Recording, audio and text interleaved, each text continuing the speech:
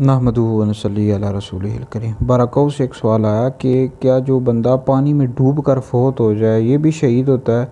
और आजकल चूँकि सैलाब का मौसम है और कई लोग पानी में डूब कर फ़ौत हो गए हैं, तो क्या इनको भी शहादत का सवाब मिलेगा या नहीं।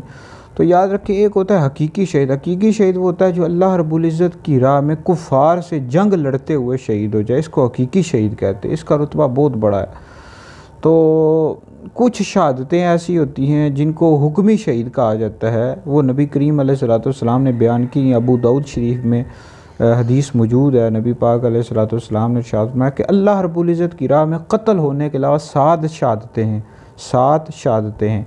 उनमें से एक शहादत हज़ूर ने यह बयान की कि जो पानी में डूब कर फ़ौत हो जाए, यानी जो पानी में डूब कर, जैसे आजकल सैलाब का मौसम है तो कई लोग हैं बेचारे पानी में डूब गए हैं, तो इनको भी शहादत का सवाब मिलेगा। हकीकी शहीद नहीं, इसको हुक्मी शहीद कहते हैं। बहरहाल शहादत का सवाब मिल जाता है।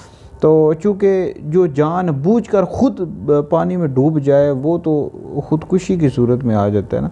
एक होता है जिसका कोई इरादा नहीं है, बिला कस्त और बिला इरादा, इसका कोई इरादा नहीं था और पानी आ गया तो वो पानी में डूब गया। कई लोग हैं बेचारे डूब गए हैं पानी में, सैलाब में, तो इसको फिर शहादत का सवाब मिलेगा। तो अब बहरहाल यह है कि लोग बेचारे जो शहीद हो गए, पानी में डूब गए और मुसलमान थे, तो अल्लाह उनके दर्जात बुलंद फरमाए, उनकी आप लोग मदद भी करें। जितनी तौफीक अल्लाह ताला ने आपको दी है उनकी माली तौर पर ज़रूर मदद करें। तो बहरहाल ये वीडियो सुनकर आगे भी शेयर कर दें, आपके लिए बहुत बड़ा सदका जारी है।